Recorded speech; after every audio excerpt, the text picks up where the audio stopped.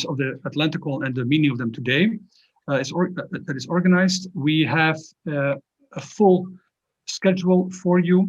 We have three main parts of our webinar.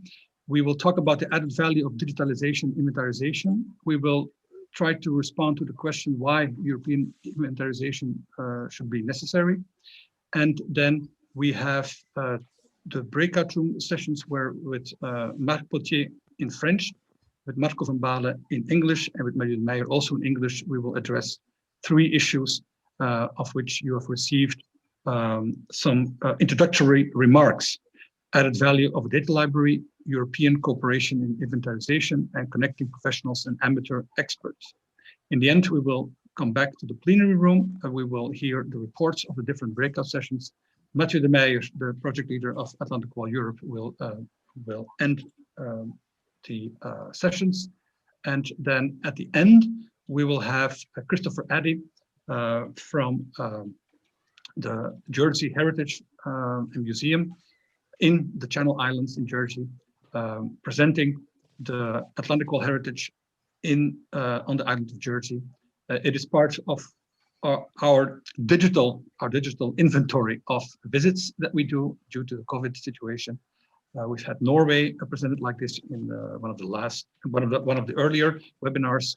Today, at the end, we will finish with Jersey. Thank you very much. I will give the floor to Mathieu de Meijer.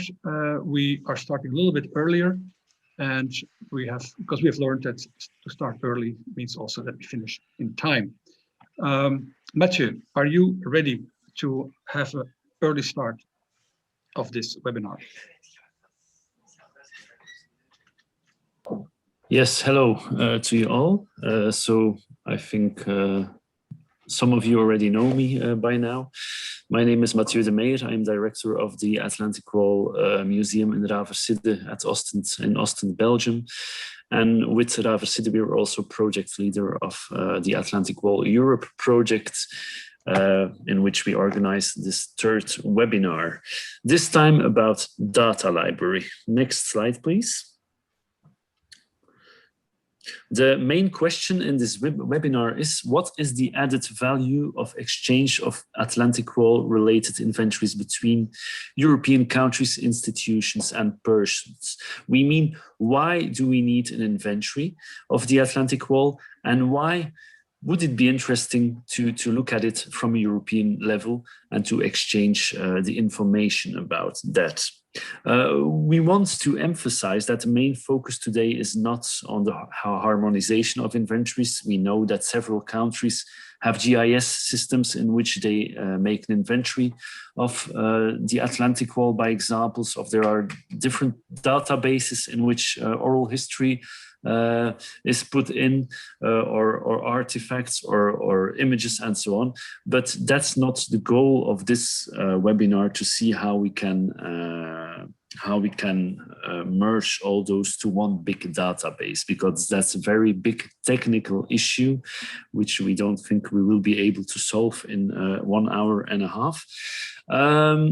But it is interesting to see how we can cooperate and how we can connect all that information with each other. We are sure there must be other ways to connect all the available information and inventories, which are being made by universities, by governments, by volunteers. Next slide, please. When we talk about data library, it's kind of a container word, you know, and it means a lot and nothing. What we mean with data library is the inventory of all kinds of Atlantikwall things. You have, of course, the physical remains, Atlantikwall remains, which is necessary for spatial management, for protection of the bunkers, and so on and so on. But there are also inventory projects with an archaeological goal, to see what's still archaeologically present underneath the bottom. And of course, there's also inventories even going further, who wants to make an inventory of everything which was ever built or constructed. Those are very physical remains, but we are also talking about inventory of pictures, archival documents, even artifacts, museum museum pieces. There's lots of databases available about World War II and Atlantikwall related contents. And of course, we must not forget the intangible heritage with oral history and testimonies, of which there's also already. There has been collected quite a lot of that by the Imperial War Museum. We also collected quite a lot of interviews here in Belgium and so on. Of course, why not also talk about the exchange of methodologies? Some partners have experience in restoration of bunkers, others have more experience in nature development, and so on and so on. Like I said in the beginning, it's not our intention to bring all that information together right now, but we have some questions about which we want to talk with you later on in the breakout sessions. What is the use of investing energy in those inventories and bringing everything together? What are the current problems and obstacles to do that? What could be better organized? Who should be in charge of that? Should we agree upon certain standards, by example? Maybe it's not possible to put everything in one inventory, but maybe we can agree about some standards. What are useful tools to exchange information? Or are there maybe already existing tools or exchange platforms which we could use to exchange all that information? And of course, it's a European project, so we also throw the question in the group, is it useful to organize something at European level, by example, in a European project or in another way? Next slide, please. So it's not our goal to come with the big solution during this webinar. We just want to plant a first seed, and we hope that there will be some continuation to it afterwards. We will give you some first ideas. We will show you two nice examples of concrete inventory projects, which also will take into account the questions I just said. And then we can continue discussing in the breakout room sessions about those issues. The first breakout room session with Marc Potier from La Fabrique du Patrimoine will be about the added value of data library. Why should we do an inventory? What is it useful for? And the second breakout room will be about European cooperation. How should we do that? About those standards I talked about the role that Europe can play, and so on and so on. But there's also a second part on the webinar, and that's on the next slide. A second question is, how can we close ties between professionals and voluntary historians? We know that a lot of information, talking about information about physical remains, but also lots of images, pictures, archival documents, and so on, are in private hands. And we know those people have very valuable information, put a lot of time in it, and in very many cases, they know more about specific subjects than the professionals do. So it's very interesting to also bring their experience together. But the question is, how can we do that? Because the exchange of information between volunteers and professionals is not always going very smoothly, or maybe the trust is not always very big between the two groups or even between persons. So how can we better valorize the added value of the knowledge and scientific information that all these volunteers have? Next slide, please. And how can we approach each other? Of course, in that case, we also have to look at the volunteers and ask them what their expectations are towards professionals, and what are our expectations towards volunteers. What opportunities to cooperate do the volunteers see themselves? What are the obstacles? And are there good examples of such collaboration? To take a look at that, we invited Pieter-Jan Dekkers and Kathleen Nollet, who were and are responsible for the media project, which is from another sector, but with similar problems.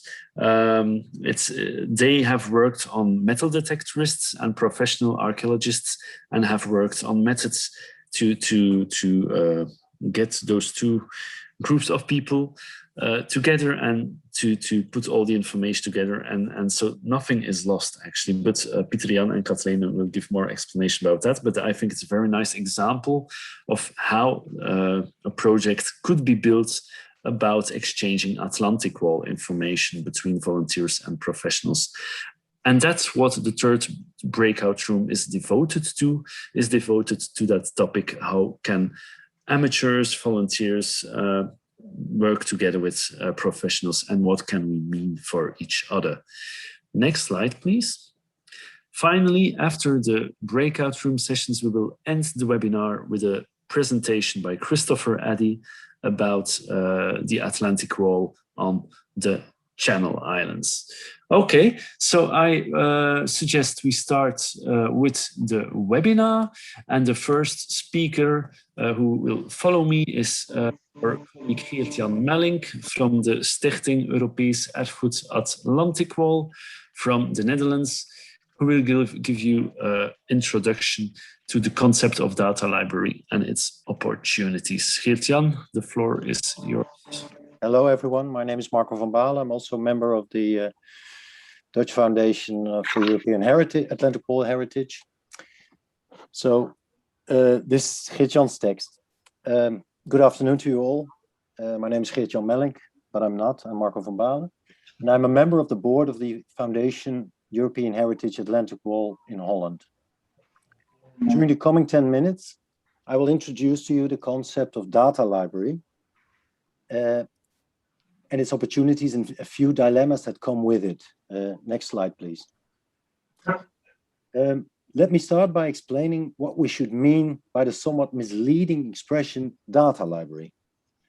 Data, as a general concept, refers to existing information or knowledge that is represented or coded in some form suitable for better usage or processing. That's not what we intend by data. By data related to the Atlantikwall, we have in mind meaningful information in the form of images, like aerial photos, films, and recorded testimonies, documents, like archivalia and maps, objects, and inventories. The library, the word library, suggests a central place where all this digital information is stored and accessible to the public. Next slide, please. So practically, we are talking of digital collections of information that we can make accessible and share through platforms like apps and websites. Theoretically, we speak of a concept of inventorizing, collecting, selecting, sharing, and making accessible of meaningful data information. Note that we mention information and not knowledge, although the latter is also very interesting with regards to issues like restoration, maintenance, bats, the bats who are living in bunkers, and preservation. Thank you for the next slide. This is good. Some of the collections already exists, although often shattered and or inaccessible. For example, archives contain all aerial photos made by the RAF or USAAF that show the Atlantikwall in various stages of construction or existence. The only thing we have to do is to select and collect them. Hundreds of thousands of pages of digitized German war diaries are already available for research on the Atlantikwall. Next slide, please. Why not share this information to enlarge and improve our knowledge of Atlantikwall sites and the overall construction of the Atlantikwall? That's the main question. Other collections we will have to make first ourselves, like the inventory and description of Atlantikwall sites and objects.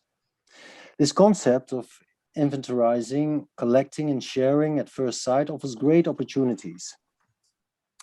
Museums and collectors could form an online marketplace with supply and demand of memorabilia or bunker parts like steel doors, for example.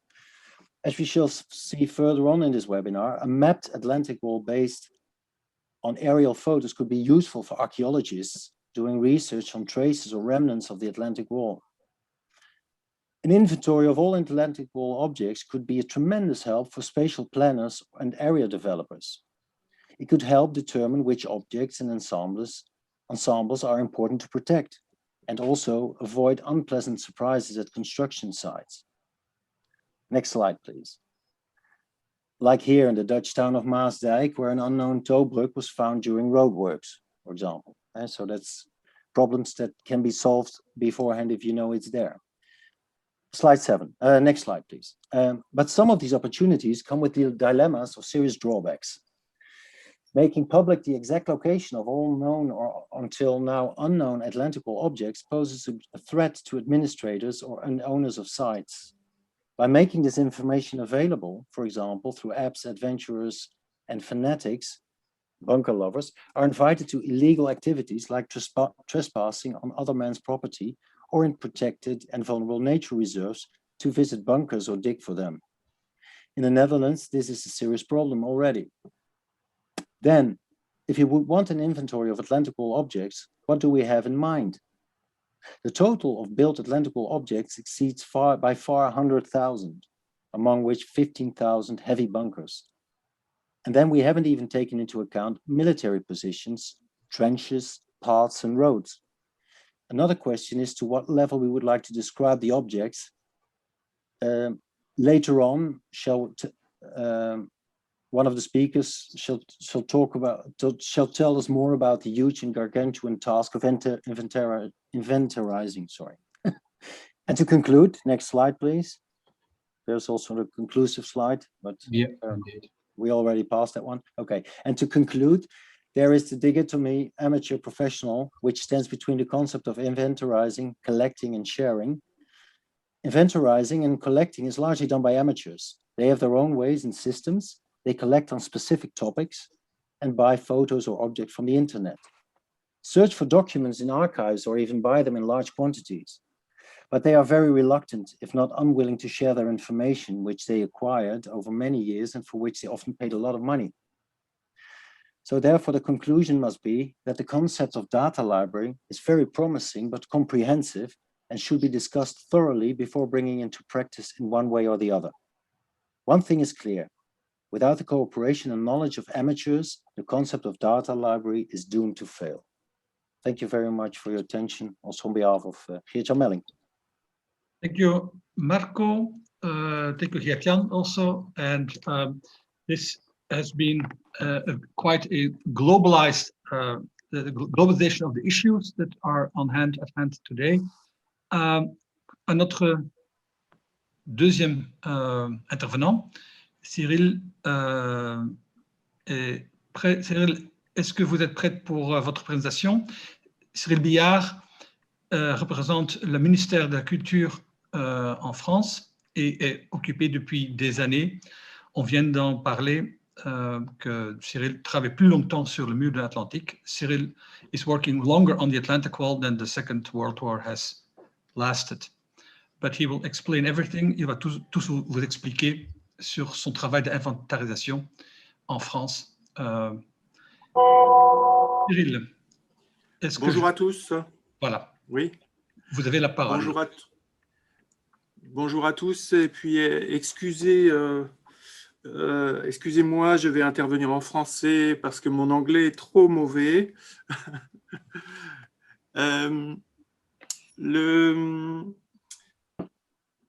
Alors, c'est pas moi qui passe les diapos, c'est vous? D'accord.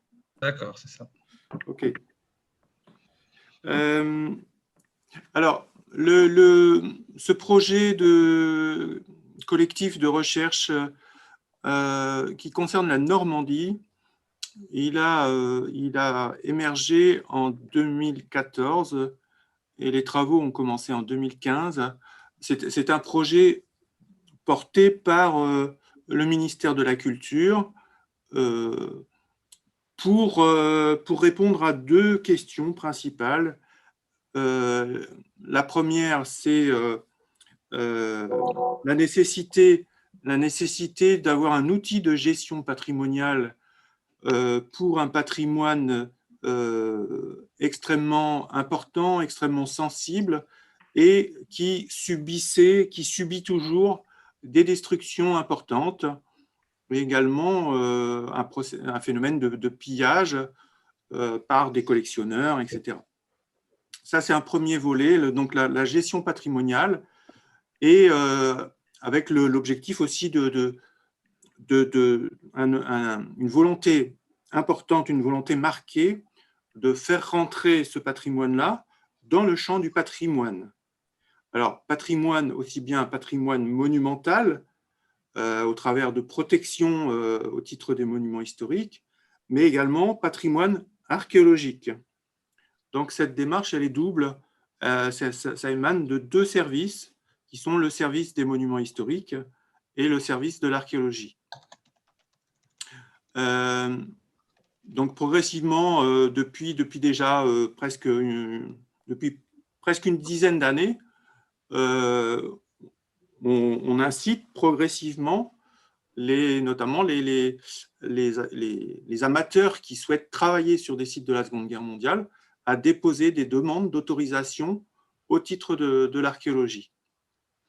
Alors, donc, le constat qui a été fait, c'est la deuxième diapositive, le constat qui a été fait en 2014, c'est que bien que nous soyons dans une région un petit peu emblématique pour le mur de l'Atlantique, donc le constat, c'était que le nombre d'ouvrages de la Seconde Guerre mondiale, notamment pour le mur de l'Atlantique, il y en avait très peu, à peine une dizaine pour les trois départements de ce qu'on a appelé autrefois la Basse-Normandie, ce qui était largement insuffisant. Donc, alors, la diapositive suivante. Donc, l'idée a été de mettre en place une base de données sous un logiciel qui s'appelle FileMaker, base de données qui est construite à la fois, donc qui comporte à la fois des informations sur les sites et également sur les différents éléments qui constituent un site. On peut avoir des sites qui contiennent 2 éléments et des sites qui contiennent 70 éléments. Cette base de données, elle est couplée à des dossiers photos pour chacun des éléments, chacun des ouvrages.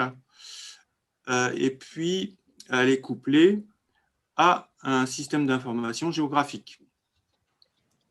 Donc, les informations qui sont enregistrées vont bien au-delà du mur de l'Atlantique, puisqu'on a décidé de prendre en compte les vestiges de la Seconde Guerre mondiale, c'est-à-dire le mur de l'Atlantique, mais aussi les traces laissées par les Alliés, et également un certain nombre de structures ayant servi à l'hébergement des victimes civiles.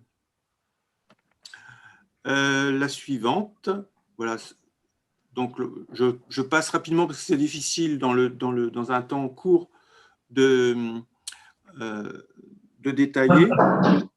Donc, on a une fiche de site, une fiche d'éléments avec plusieurs écrans.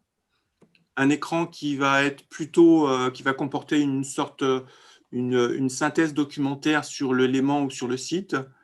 Une fiche plus sur l'aspect gestion patrimoniale, une fiche plus sur la localisation, sur les aspects environnement du site, sur les aspects conservation. Donc voilà. Suivante. Alors, ce qui est important ici, c'est que lorsqu'on a commencé, on est parti de zéro, et quand on a commencé ce travail, il a fallu mettre en place l'ensemble du vocabulaire nécessaire à la définition des ouvrages et à leur classification. Donc, on a réalisé un thésaurus et avec une classification des principaux sites. Et puis, diapositive suivante, il a fallu définir les différents termes et on a cherché à éviter les typologies standards de l'armée allemande, même si on l'utilise, hein, bien évidemment, mais on considère que l'un des freins pour moi, hein, personnellement, l'un des freins à une bonne compréhension du mur de l'Atlantique, c'est cette typologie qui n'est connue que des spécialistes. Moi, je ne sais pas ce que c'est qu'un R612 ou un… voilà. Mais par contre, une casemate ou bien une soute à munitions, je sais ce que c'est. La suivante. Et puis également, il a fallu donc définir les descripteurs pour chacun de ces ouvrages et leur donner une définition. Donc ça, ce travail a été quand même assez long puisqu'on partait de zéro, hein, puisque les seules listes de vocabulaire dont on disposait en France, en tout cas, du vocabulaire normalisé, c'était uniquement pour du patrimoine militaire de l'époque du XVIIe siècle, dans le meilleur des cas, XVIIIe siècle. Mais rien sur la période contemporaine. La suivante. Voilà, l'outil SIG. Alors, cette équipe, c'est une équipe réduite qui s'appuie principalement sur deux chargés de mission, deux chercheurs qui travaillent sur le terrain. C'est Stéphane Lamache et Benoît Labbé. Donc, c'est un travail d'enquête très important, travail sur les photographies aériennes, sur les cartes anciennes, sur les témoignages des derniers témoins de la guerre, une enquête de proximité auprès des agriculteurs, etc. etc. Et donc, le SIG est la synthèse des données. On a clairement pris le parti d'enregistrer aussi bien le patrimoine encore conservé que le patrimoine détruit. Ce qui est un atout important parce que ça, effectivement, ça permet une meilleure lecture, une meilleure compréhension du fonctionnement de ces sites. Alors, la suivante. Voilà, par exemple, le département de la Manche, qui est actuellement le plus couvert. C'est une image du mur de l'Atlantique qui est tout à fait surprenante. Alors, donc, ici, on est dans la région de la forteresse de Cherbourg, mais on voit très bien que ce mur de l'Atlantique, il est loin d'être limité à la bande littorale. Et en fait, on a une couverture du territoire qui est très importante. La suivante. Voilà, très rapidement, ce travail que vous connaissez tous, avec toujours la même question, c'est qu'est-ce qu'on doit enregistrer? Qu'est-ce qu'un élément? Qu'est-ce qu'un élément du mur de l'Atlantique? C'est une question qu'on se pose tous les jours. Par exemple, sur les photos aériennes, on voit apparaître des clôtures de barbelés autour des sites allemands.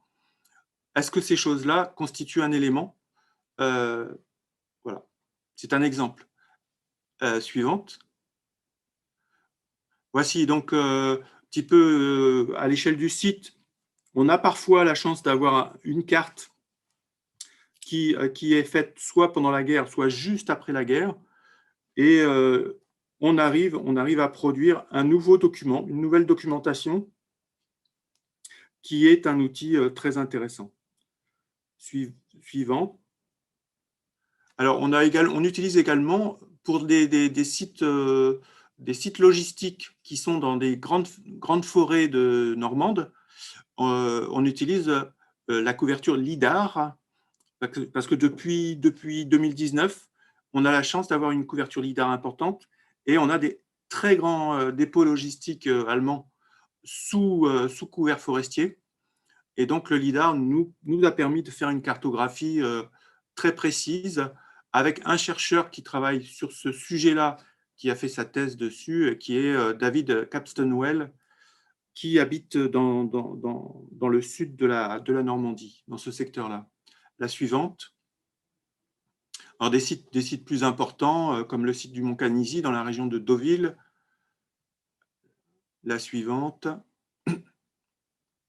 Et puis, alors, donc, on a effectivement des sites lourds qui sont, par exemple, des sites de lancement de missiles de V1. Et puis, que vous avez sur la gauche, par exemple. Et puis, sur la droite, vous avez des choses extrêmement légères qu'on ne voit plus sur le terrain, mais qu'on peut repérer parfois sur des photographies aériennes. Ce sont notamment des ouvrages de défense du littoral, qui sont des ouvrages légers, en bois ou sous la forme d'alignement de poteaux, et qui ont très rapidement disparu sur le littoral. La suivante. Voilà, donc l'outil SIG, dans un proche futur, nous souhaitons que ce soit un outil d'analyse de ces vestiges.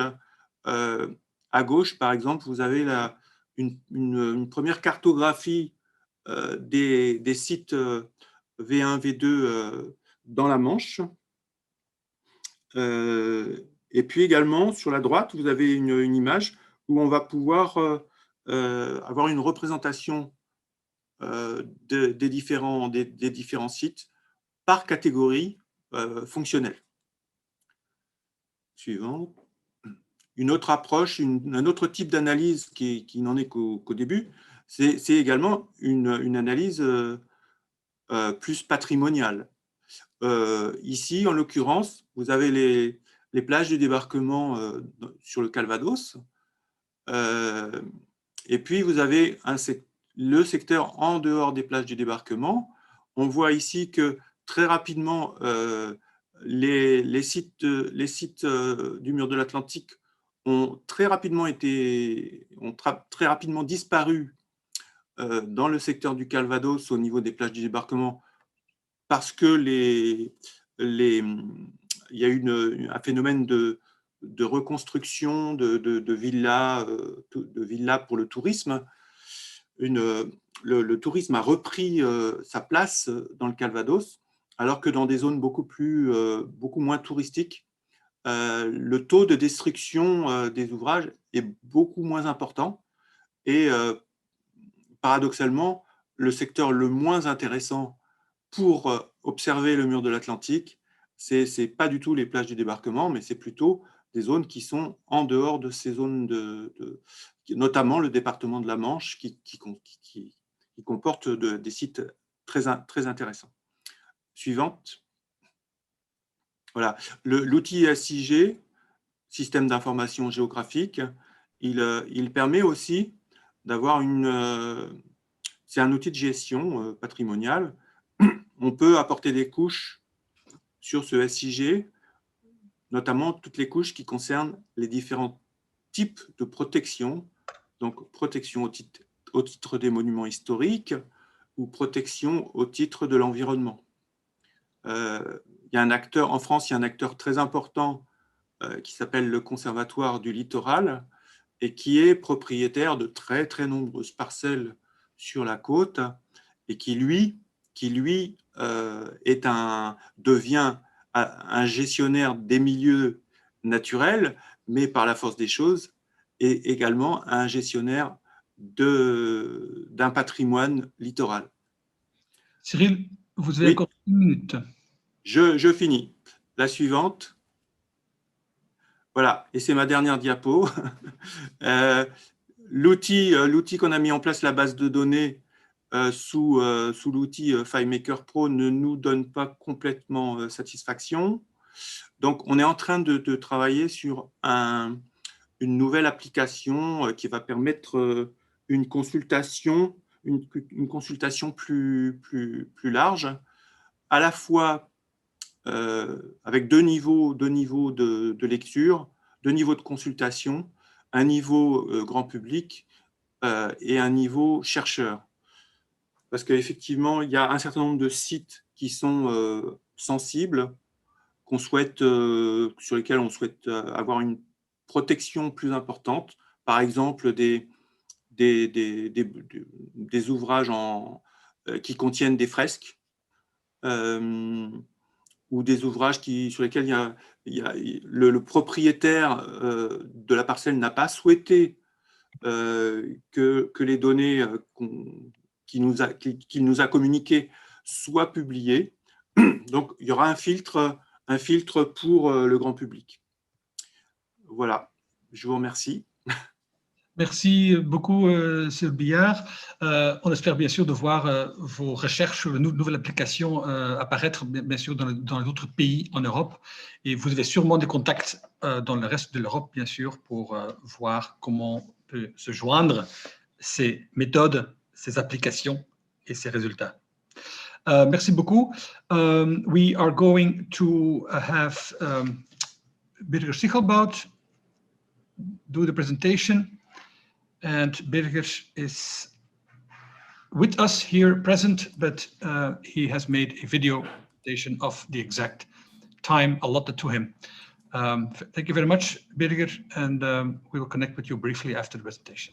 In the past 1.5 decades, we're specializing in the study of conflict landscapes, mainly of the First World War, but now also of the Second World War. And we're specializing using remote sensing techniques, non-invasive remote sensing techniques, mainly historical aerophotography and airborne laser scanning. And today I will be giving you a very short introduction to the kind of an inventarization approach that we have using wartime aerophotographs. And together with Atlantikwall Europe, we have set up a pilot project to look at the material remains of Atlantikwall on a landscape scale of research.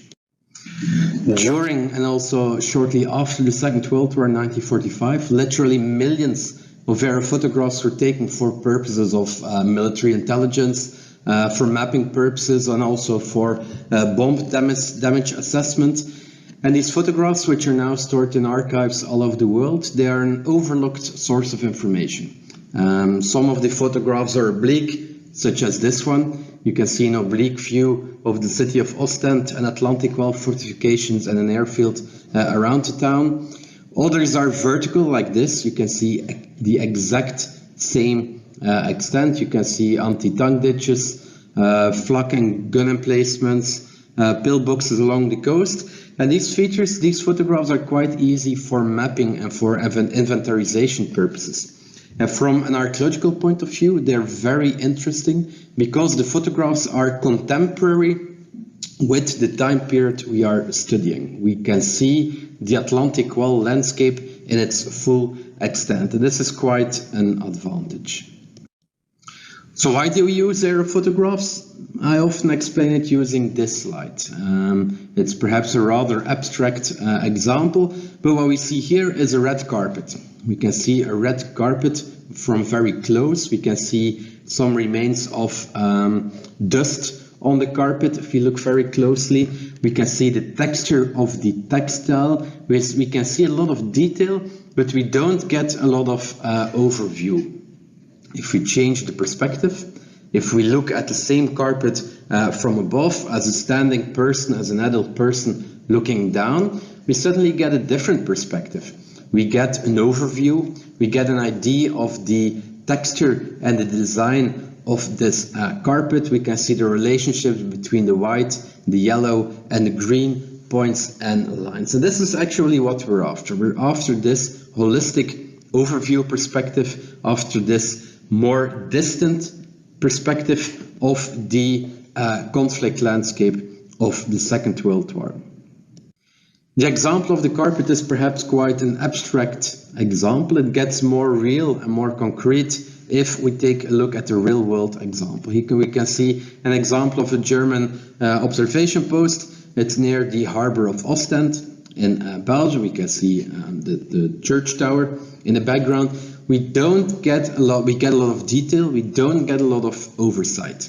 If we change the perspective, if we look at an air photograph, we can see at the blue rectangle the same spot where the photograph was taken. We can see that it was taken on a higher vantage point. The observation post was situated on an older fortification. And the photograph not only adds the landscape context of this site, but it also shows the extent of many more Atlantikwall features, such as anti-tank ditches, pillboxes, flak emplacements, and also Allied military camps dating from 1945 on this photograph. So this is literally what the perspective does. It shows a lot more. It puts a feature in a landscape context, and it shows a landscape which in most cases has almost completely disappeared. Almost 10 million of aerial photographs are stored in two main archives, mainly the NCAP, the National Collection of Aerial Photographs in Edinburgh, and also the US National Archives in Washington, D.C.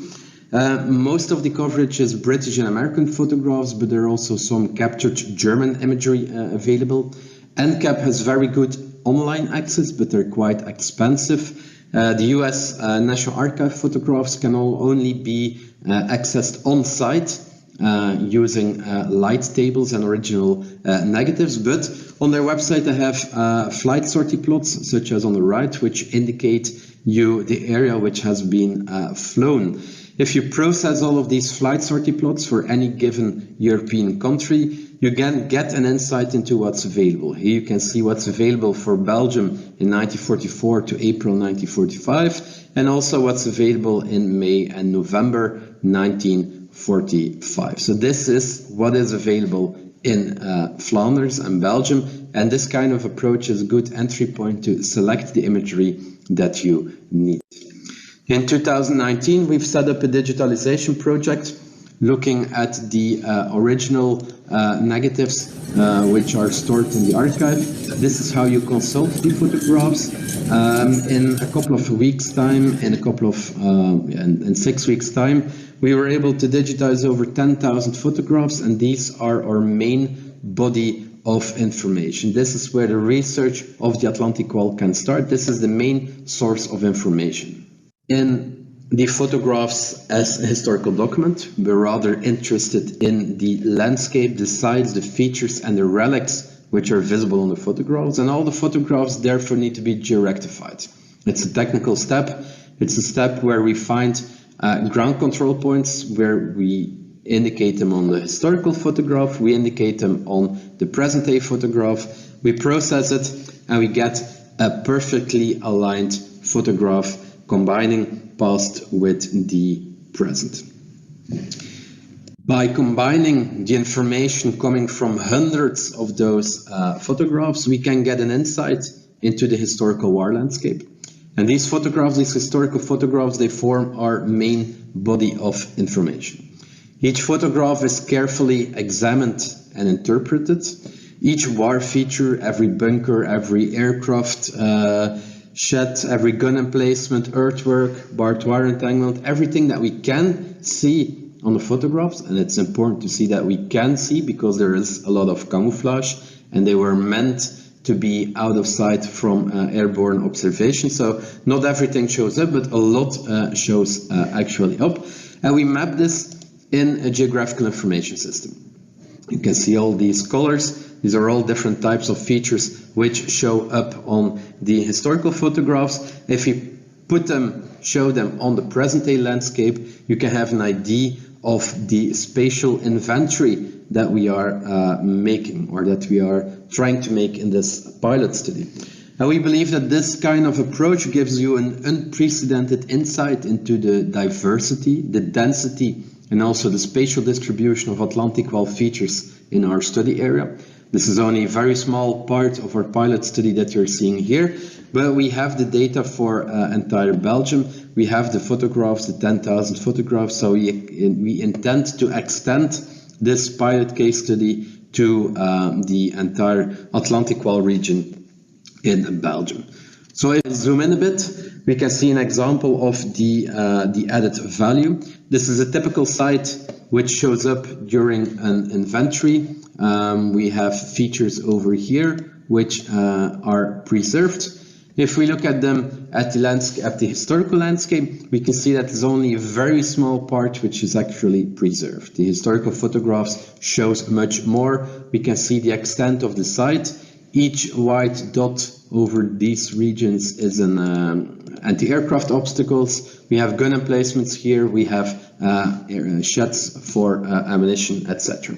If we look at the LiDAR, LiDAR is airborne laser scanning. We can see the trace of a trench which has been preserved over here, and we can also see the extent of a field fortification below.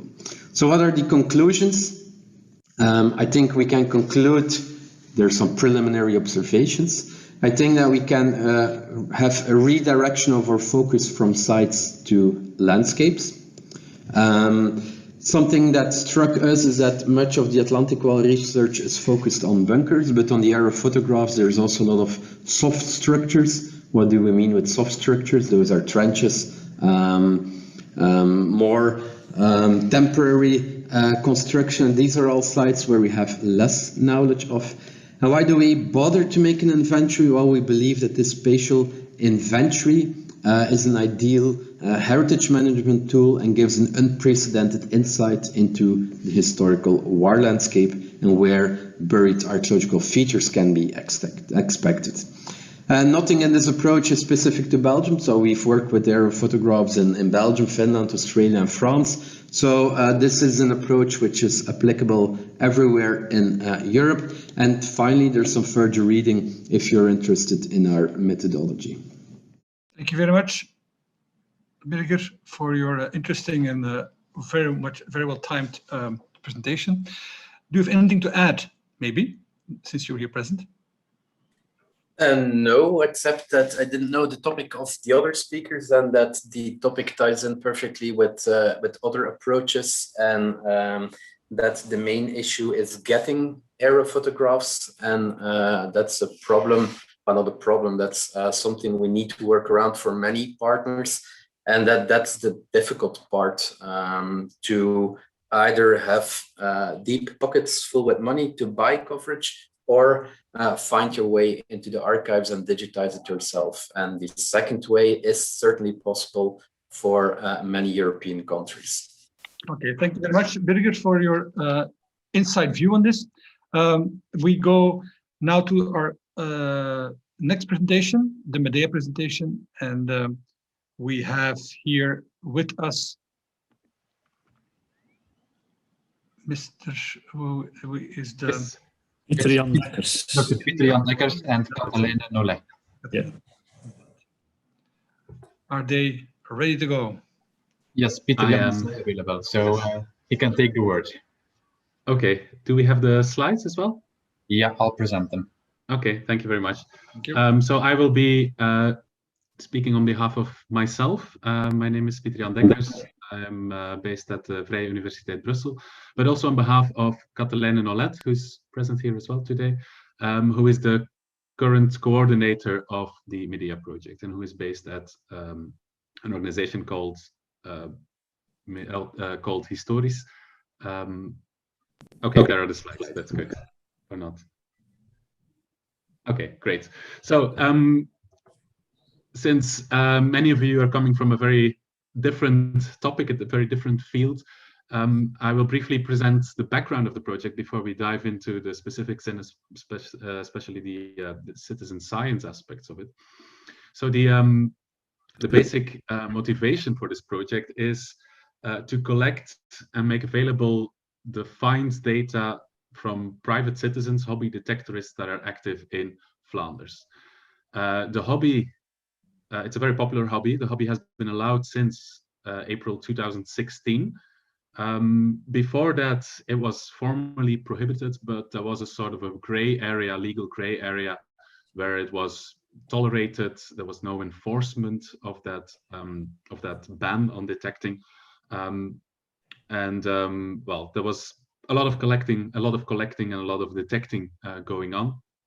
And in this gray area, there was also some attempts to collaborate, to communicate between archaeologists and detectorists, but still a lot of mistrust continued to exist. This period of tolerance, but no legal foundation for collaboration, did nothing to dispel that. So the motivations for Medea were that the growing realization that there's actually a lot of detectorist collections, private collections that have hundreds, even thousands of archaeological finds, great scientific potential, but no way to access them, no way to study them, especially on a sort of an overarching, grander scale. So that was what Medea set out to do, Thank you for the second slide. That's exactly what I needed now. We set out to build Medea in 2014, when the only model we had available was the British Portable Antiquity Scheme, which has been very successful over the past 30 years in collaborating with detectorists and making their finds data accessible. And it also became very clear to us that what we needed to make this work was a participatory approach. You need the virtuous cycle of citizen science, where you build a connection, you build a dialogue, where you collect data, but you also return something, you return valorization, you return public narratives to these hobby detectorists, to these citizens who are delivering you the data. So you reward them for what they are contributing. That's what you need if you want to keep this going, if you want to set up a structural collaboration. Can I have the next slide, please?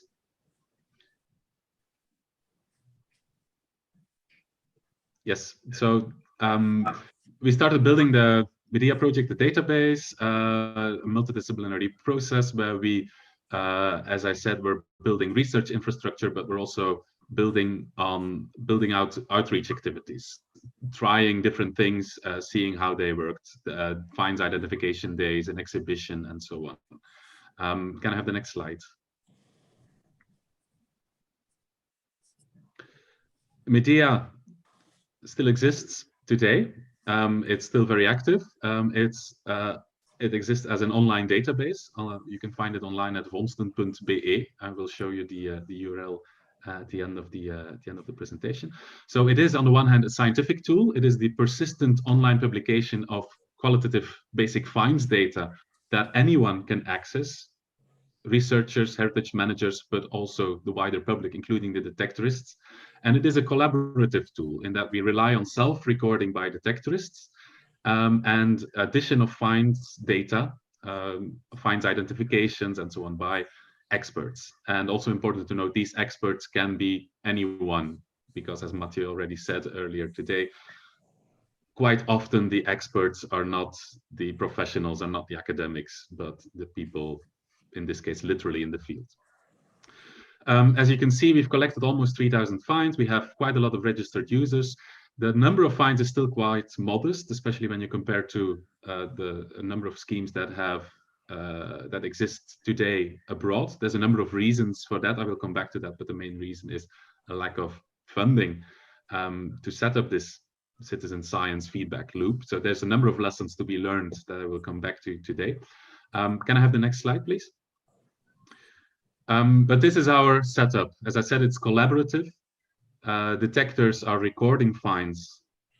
This finds data is then validated by a Medea officer, and that is really the only role that requires someone to step in from a sort of official capacity, even though the platform is made so that validators can also be members of the public. They need to be trained. Anything else, finds experts, detector users who are recording finds, they are all members of the public as much as professionals. So it's a very open, an open approach, a very transparent approach that we have. Next slide, please. This is what a finds record looks like. So you can see we collect quite a lot of data on the side of the finder himself. He has to provide qualitative photographs. He has to provide an exact finds location, which we mask here, which we generalize, of course, because that is a very sensitive topic for a detectorist to give away his find locations. So only finds experts and the detectorist, the finder himself, gets access to the exact find location. Anyone else sees these generalized squares. Next slide, please. The setup project took place from 2014 to 2017. Since 2019, Medea has been coordinated and run by Historis. Historis is a new organization in Flanders that groups a number of pre-existing organizations that were centers of expertise, coordinating, consulting various groups and various initiatives related to public heritage, public participation in historical research, historical and folklore and genealogy, family history, and so on. We are funded to do that. Yeah, sorry, that's a bit fast. We are funded to do that by Flanders Heritage Agency, who are the agency responsible for heritage management, archaeological heritage management in Flanders. So we are part of their public participation scheme with regards to metal detecting. And they are funding us not to run the database, but to do outreach and education. Because of course, if you set up this citizen science feedback loop, you have a great opportunity to construct a dialogue and also to educate people on good practice, on what they can do, on what the responsible behavior in the field when you're out detecting, responsible behavior also in dealing with your finds, what that actually entails. So that became our primary goal, whereas of course the setup was quite different, came from a more scientific angle. Can I have the next slide? We have a number of current projects. The largest ones I would like to highlight are a project that is looking at medieval excavated metalwork, building on the same underlying database of Medea, but connecting that also to the detector finds database. We are involved, we are a small part of a World War II public history project. We are collaborating now with the Bruges Archaeological Service to build a new exhibition, which will include detector finds and so on. There's various collaborations with organizations at various levels in the Flemish heritage sector, all of which are quite good examples of this citizen science approach. Next slide, please. But still, a number of important challenges remain. There are big obstacles to self-recording. I've already noted the relatively small number of finds that we are actually able to get to to collect in our database. Part of that is due to a remaining trust gap between heritage professionals and detecting community, where there's the different balance to strike between enforcement, between promoting responsible behavior on the one hand, and on the other hand, trying to get people to collaborate, to share data. There's also the need to, again, promote the database as a key tool in the citizen science feedback cycle. That's something I cannot stress enough, even though it is a difficult exercise. And above all, I've put it in bold, our funding is quite limited. And all our foreign examples show that you need a sustained, considerable investment in both enforcement of legislation, but definitely also in public participation if you want a scheme like this to succeed. Can I have the next slide? Yes. We are, of course, I've mentioned it a few times, we're not working in a vacuum. There are, since Medea started, a number of similar initiatives that have arisen in other countries, in the Netherlands, in Denmark, in Finland, and of course there's the Portable Antiquity Scheme that already existed in England and Wales. We are exchanging a lot of experiences as part of a network called the European Public Finds Recording Network. We develop research, we develop visions, we develop best practices, we think about the ethics of public participation. And our most important recent publication is this vision statement, which we managed to get published in the European Journal of Archaeology, which I still think is somewhat of an achievement if you think about the resistance at the European level that still exists in many countries against hobby detecting. Many people still consider it looting and an unlegitimate form of public participation. Can I have the next slide? Okay, that's, yeah, just do them all, otherwise I'll just have to, yeah, great.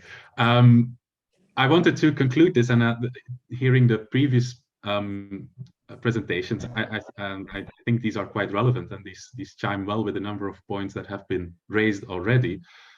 We have learned a lot from our own experiences, from our collaborations with similar initiatives abroad, on what the main challenges are, the main questions are.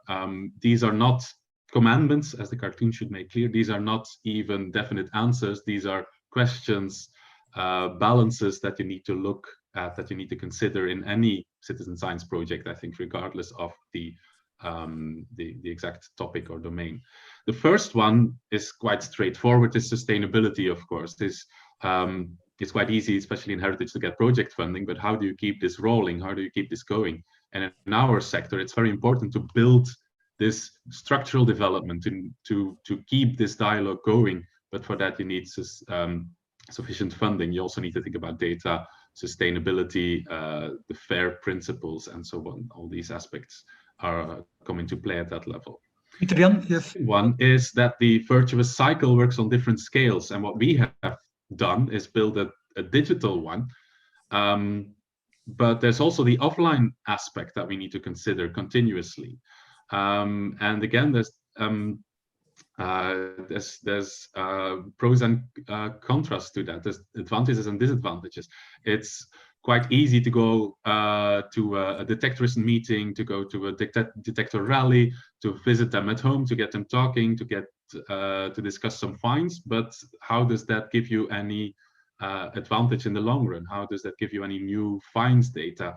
So these in-person physical contacts are easy to set up, but they are very labor intensive.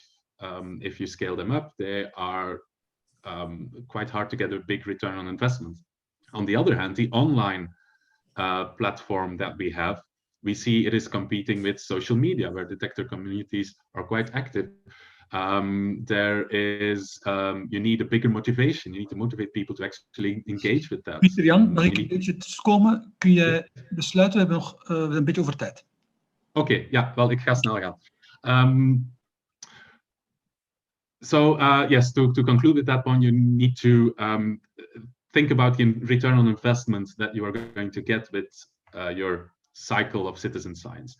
You also need to create narratives, not data. People are not interested in data points. They are interested in the emotions, in the stories that you tell about, in this case, finds. These can be historical narratives, as we discuss amongst ourselves, as we like to produce as archaeologists, historians, and so on.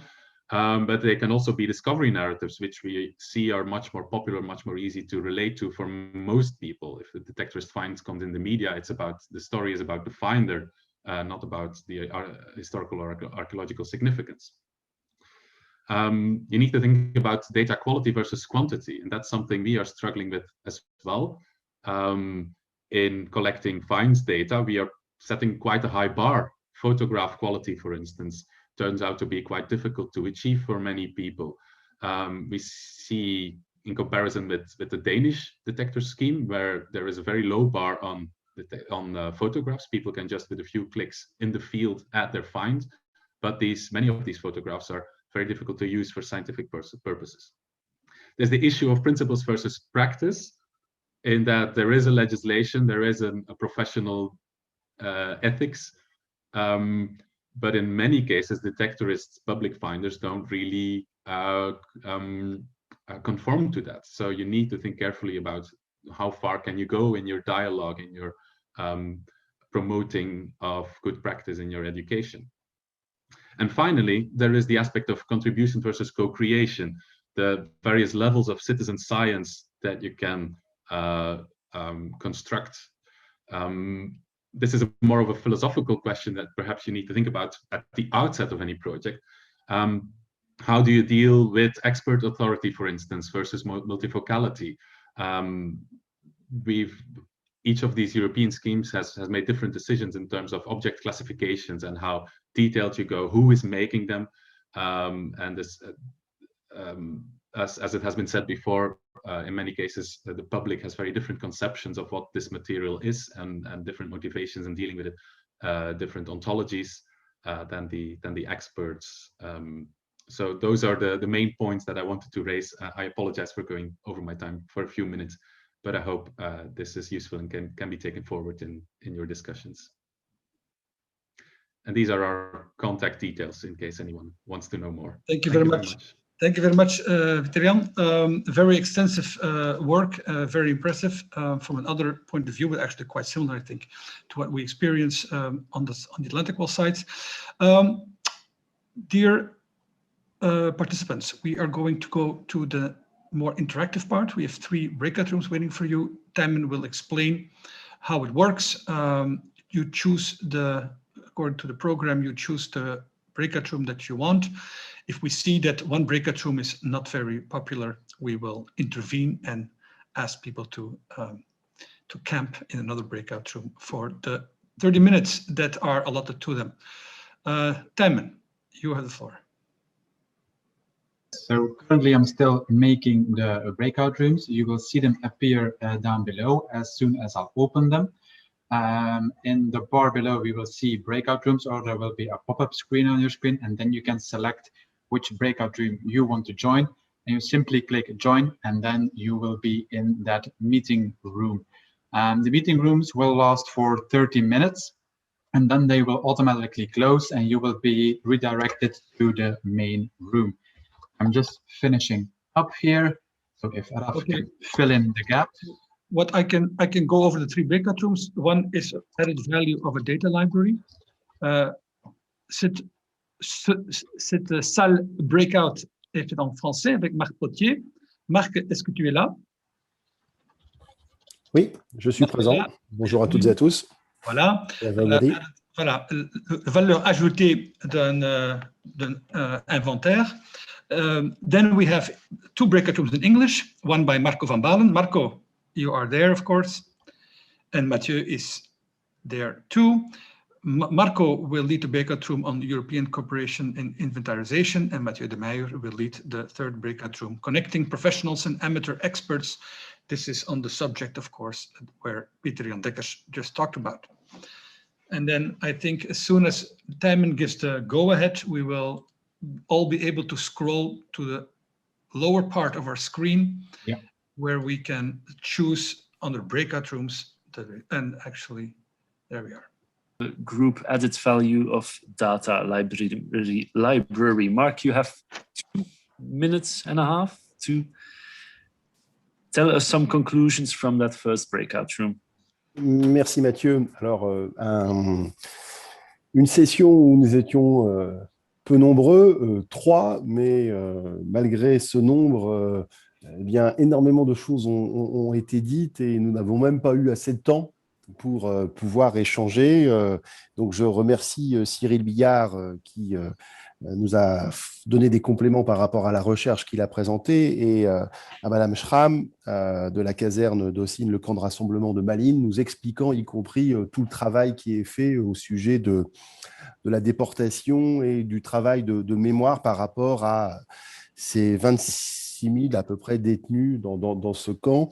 Alors, pour résumer et pour montrer les points qui étaient mis très fortement en avant sur la question quel type de plus-values sont apportées autour de la question des bases de données, des plus-values notamment sur le sujet porté par Cyril Billard, dont on a eu la présentation, des plus-values de fédération. C'est-à-dire autour d'un projet scientifique construit par un tout petit nombre en réalité de chercheurs.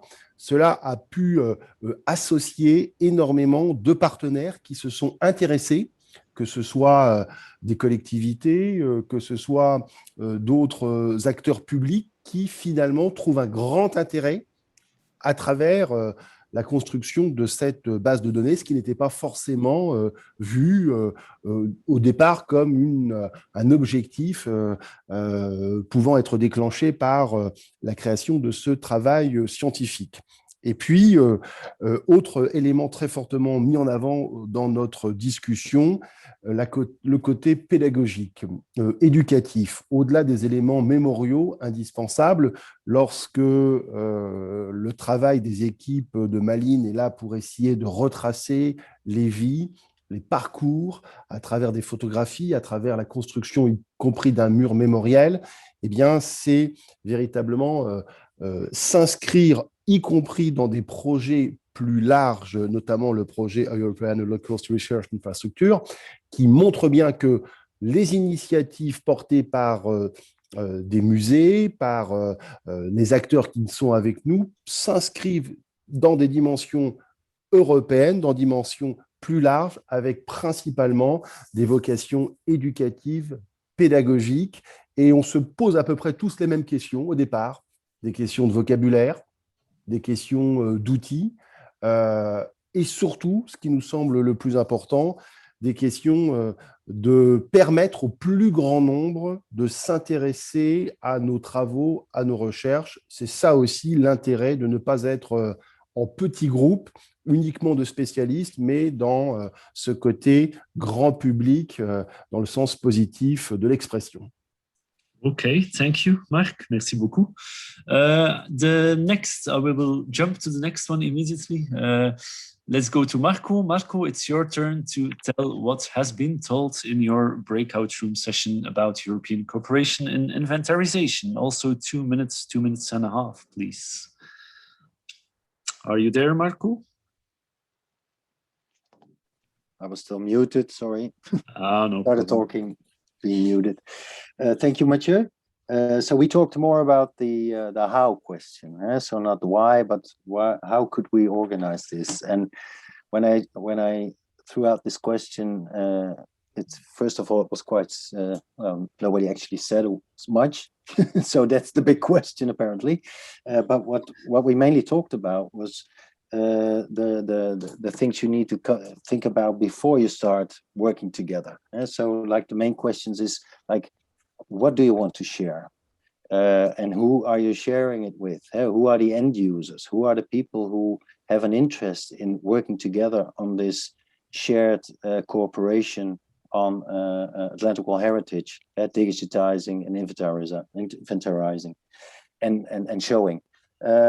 That these are main topics that came back all along our discussion in our meeting. And then was said, and that was mainly I forgot his name, sorry. Rieger said that the primary data is in his mind is very important. If you want to share things, you can share, of course, process data, but if you want to bring people together, it's important to create an opportunity to share this primary data that still can be used for purposes. We also talked a lot about funding. I brought up this question, this topic, because I heard in many contributions, Peter Jan talked about, but also but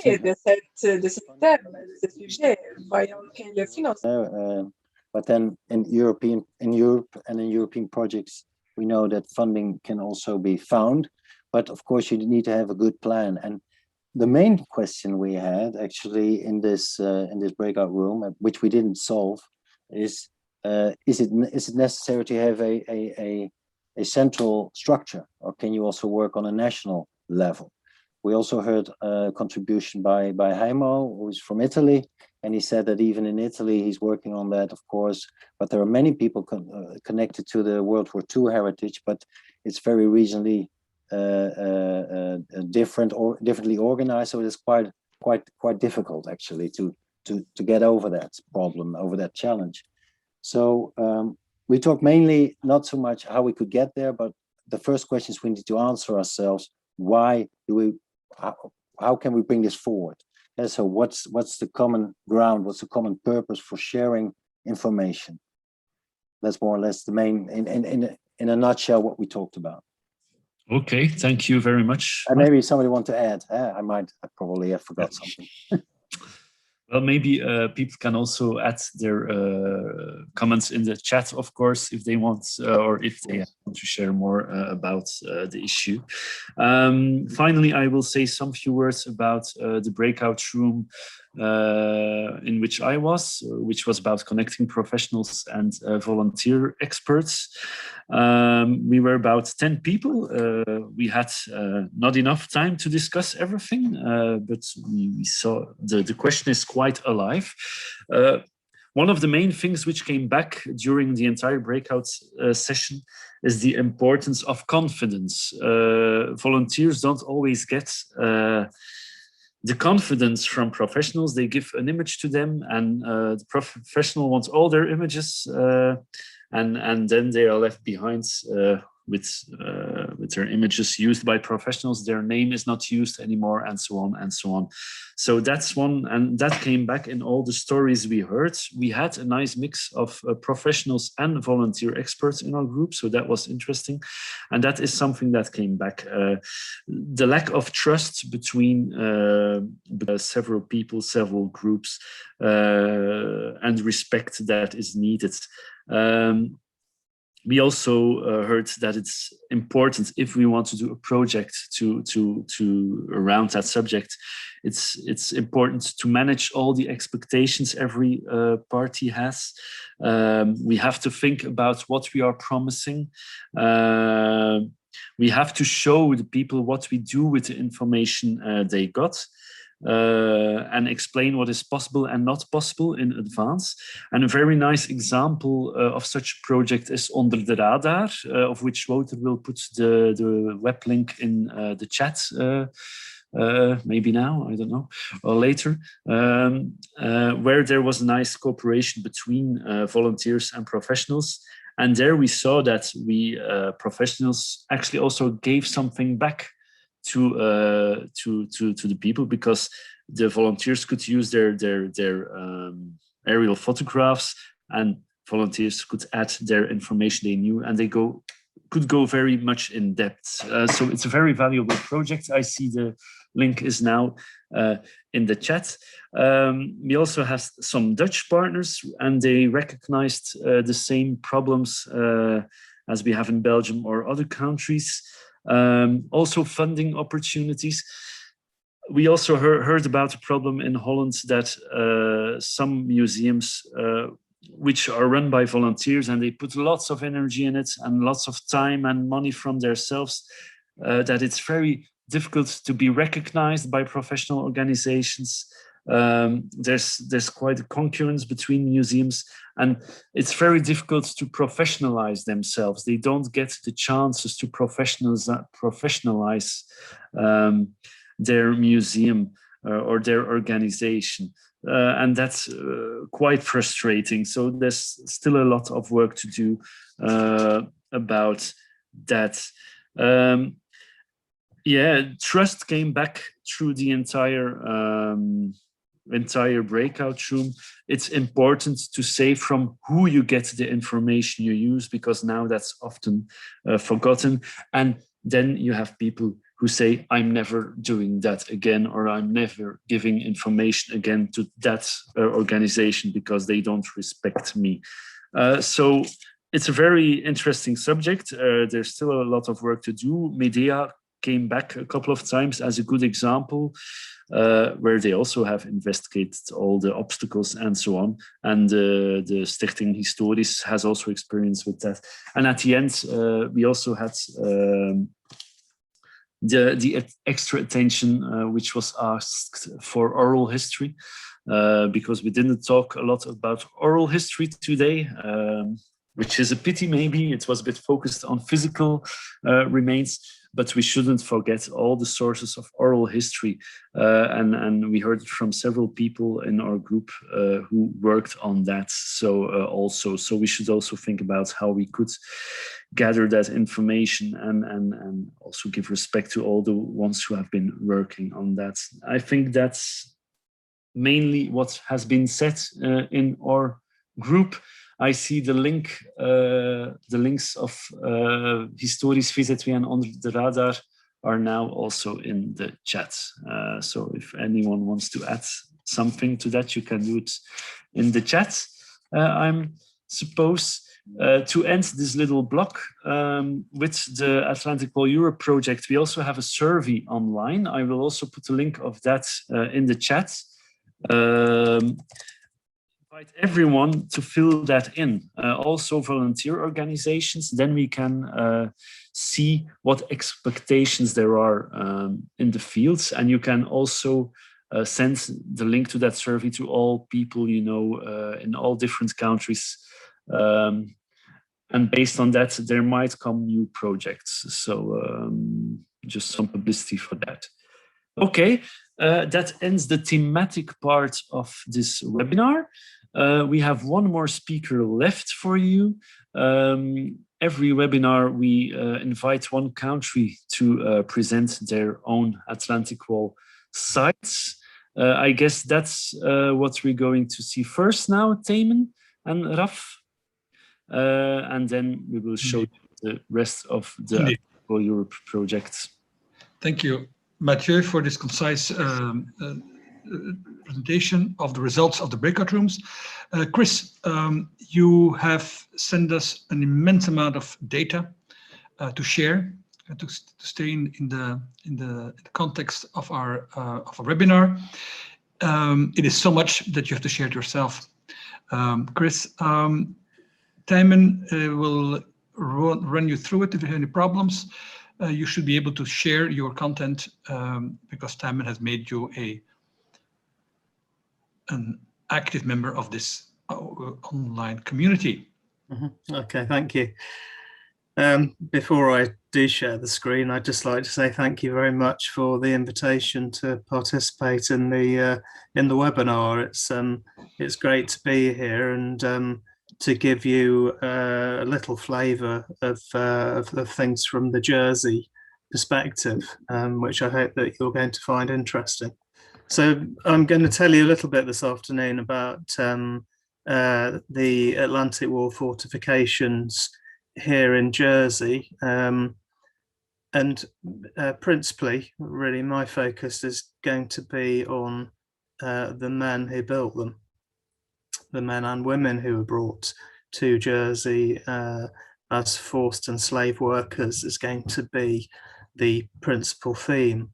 So I'm going to start by just looking at a bit of background for you. So Hitler's obsession with retaining the only part of British soil to be occupied resulted in the islands possibly having more defences per square mile than any other part of the Atlantic Wall in terms of their land mass. So today the island is still peppered with innumerable concrete structures. Some have had to be removed because of the obstructions that they cause to day-to-day life, getting around the island and so forth. And then in the 1950s particularly, there was an enormous scrap drive whereby quite a lot of material was removed from the island. But as you'll see, I'm not going to go through all of the content on these slides. It's more for you to dip into if you like.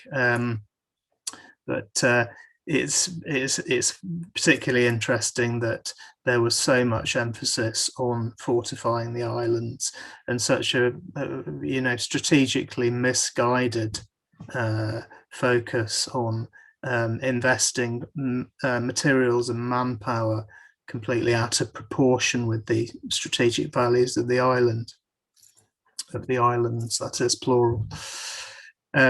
So I'm hoping that you will be able to come over here for a visit. So we had to postpone the original plans, and I'm hoping that we'll be able to combine a visit to Guernsey as well, and potentially even Sark.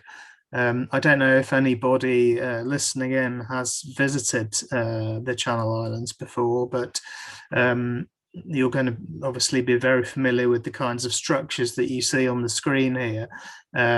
But everything from beach defence bunkers to artillery batteries, range finding and observation towers, anti-tank walls, etc., etc. 12 large tunnel complexes principally used as bomb-proof munitions barracks. There's an awful lot here to see, particularly for such a small landmass of 45 square miles. So just a little bit about the background, the timeline. The works really began in a small way in the spring of 1941, and they involved construction battalions principally, but there were also political prisoners and some local volunteers. This is quite a good representation of the early the beginnings of the Atlantic Wall fortifications. This is July 1941 on the west coast of the island, before the organisation arrived here. So by the summer of 41, Hitler's erroneous perception that the islands were potentially going to be a focus for the invasion, now that the Eastern Front had been opened up, it inspired a whole sort of chain of events involving visits of high-ranking officers, mass consolidation of materials and manpower. And this is quite an interesting photograph because it shows Dr. Fritz Todd himself here at the centre. Can you make him out? Okay. He's right there at the centre right. A visit to Jersey in the autumn of 41, just 3 months before he died in a plane crash. So what was the nature of the workforce here in Jersey?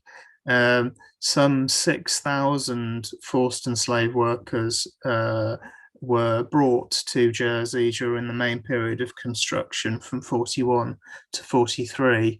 They were coming and going naturally all the time. So one of the difficult things is to sort of quantify what the physical effect, what the physical damage was, the scale of it. I'll come on to in a moment the numbers of casualties and so forth, but it's quite staggering. For the islands as a whole, we had around 16,000 labourers here creating these fortifications. It was particularly an appalling situation for the Eastern European workers, the Russian, Ukrainian and Polish workers who were, well, Untermensch, as they were referred to, treated with great brutality, regarded as subhuman.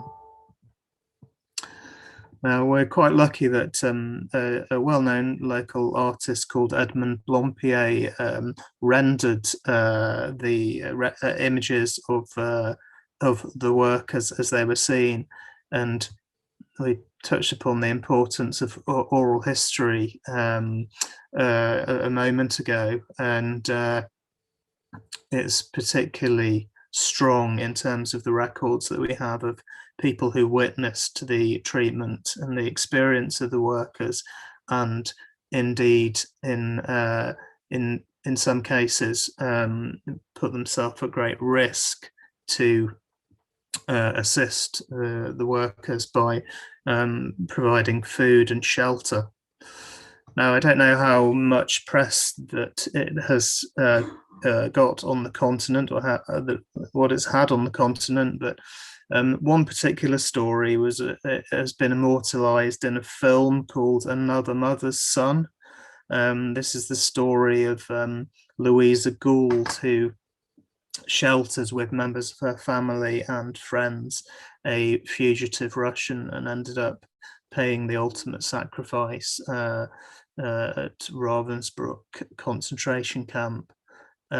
If you haven't seen it, it's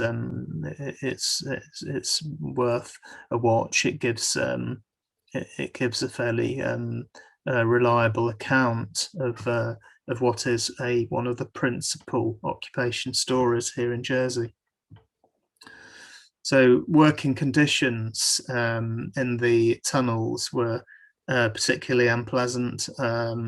The dangers of the workplace seen here, the former underground hospital, Jersey War Tunnels, as it is now, one of the 12 tunnel complexes, where workers were crushed to death with roof falls and buried within the structure. It was a hugely dangerous workplace. and because of the lack of food that was given to the workers, some workers were driven to foraging for food, and in very sad case, a number of North African workers died through eating a plant called hemlock, a poisonous plant. It's a very sad outcome of this situation. Now, this photograph shows a memorial at a place called West Mount, St Helier, which was established in the early 1970s through the efforts of a former Spanish Republican worker and other members of the community who had taken part in supporting the persecuted workers. And there are some figures here for you to get a sense of what the physical toll was, the casualties who were buried here in Jersey and the known graves on the other islands. Quite a lot of investigation is still taking place on the island of Guernsey to determine how accurate the known figures are, and some modern contemporary scanning tools are being used to try and deduce the scale of the actual scale of the burials that took place on that island, which was evacuated at the beginning of the occupation, and has a particularly desolate story of its own that I won't really go into at this stage.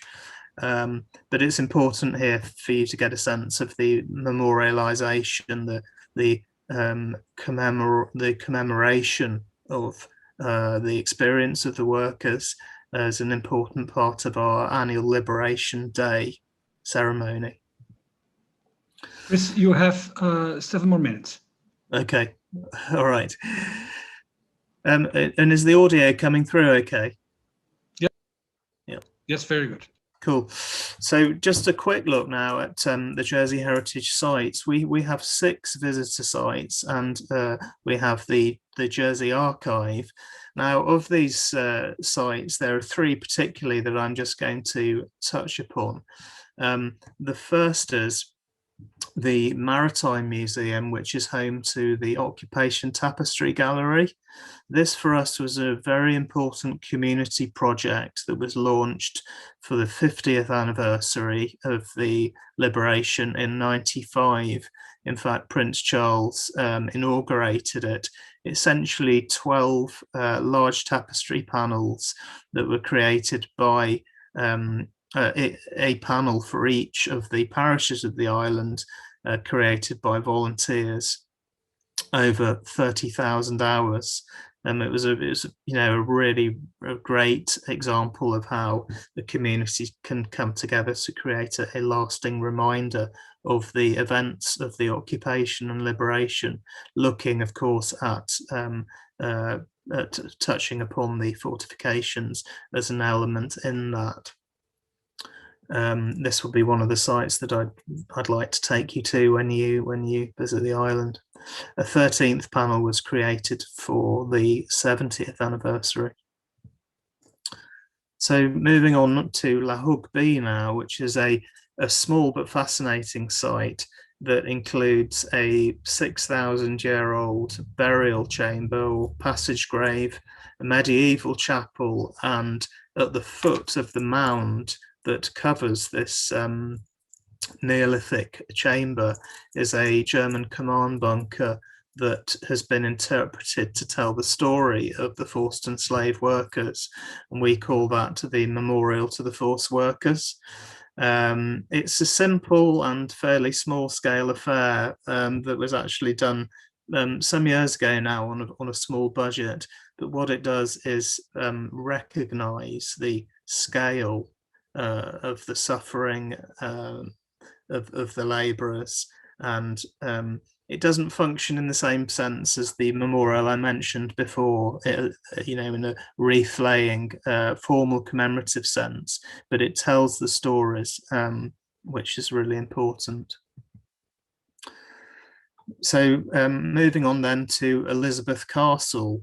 Now, Elizabeth Castle has a an extraordinary history. The small island, or islet as we call it, on which the castle stands has a history that dates back to the mid-6th century, when it was the place that a Belgian monk chose as a spiritual hermitage, and he was actually murdered by sea rovers on that site. Many years later, in the medieval period, an oratory was built there to recognize Helia, Saint Helia, in order for us to tell this story, and to, in more recent times, of course, have pilgrimages each year to remember the plight of Saint Helia. But there's a whole story to be told about the site over the centuries. But from our point of view here, it was used to some extent as a punishment camp for workers of the organization Todd, particularly Russians, we understand, who had escaped from their camps. And there is work going on further researching this site by York University, who have undertaken a series of archaeological digs on the site. So there's a lot of potential here for telling that story, and we hope that more information, more data will come to light. And there's some very powerful testimony from, in this case, a Spanish Republican worker who remembers in detail the kind of conditions over there at the castle. Lastly, on Elizabeth Castle, an inscription made by Spanish Republican workers in 1943 into the wet cement at the front of one of the coastal casemates, made by Spaniards, a lasting reminder of the men who endured the dangers, the violence of the workplace. Now, I'm not really going to get into this as a subject, but we have got quite a few spaces at Elizabeth Castle that are potentially ripe for interpretation. Certainly keen over here on working with colleagues across the arts organisations to explore some challenging ways of interpreting the subject. Whether it's more on the traditional front, like the Anthony Gormley there taken from Winchester Cathedral on the bottom right, or the Anish Kapoor disc there that I've placed on top of one of the observation towers. There's a big conversation to be had about how we're going to use the spaces in perhaps a less than conventional way of exploring what went on. Now, I mentioned briefly when we were in the breakout rooms about how Jersey Heritage has tried to set about recording the historic environment. And we have chosen to use a piece of software called Arches as a basis for building a platform for recording, managing and accessing data. I think initially it's fair to say that we're at the first kind of phase of content development of the platform, and potentially there's a great deal more that can be done to include the testimony side, the human experience side. As you'll have seen from my presentation in general, we're very keen on bringing the focus onto the people, onto the workers, particularly as an important subject, rather than focusing with too great an emphasis on the buildings themselves, outside of the whole context in which they were created. So I hope that that's given you a little bit of a flavour of what we've got to see over here and what we're working on. I hope I haven't exceeded my allotted time, Ralph. Actually, Chris, you are 1 minute short. 1 minute, you have still 1 minute, so you can continue. Anyway, thank you very much for 19 minutes of interesting visit to this beautiful island that we didn't do, of course, during this pandemic. Mathieu, I give you the floor to conclude this webinar. Yes, I have one more slide for you, and we're quite in time this time. Contrary to the last webinar, where we went a bit in overtime. For which we are still a bit ashamed. So I will stop talking so that we don't make the same mistake today. I just wanted to show you the final slide. I don't know, Taman, do you have the final slide, which is called final slide, I think. So I just want to invite you basically for the next activity, the final activity of our network, which will be the end webinar of the project on the 17th of June, in which we will show you all the results of the projects and sub-projects which have been done in the countries involved. I hope we reach a lot of people, because you will see lots of things which we have done. That's the 17th of June. I have put the link to our survey in the chat a couple of minutes ago.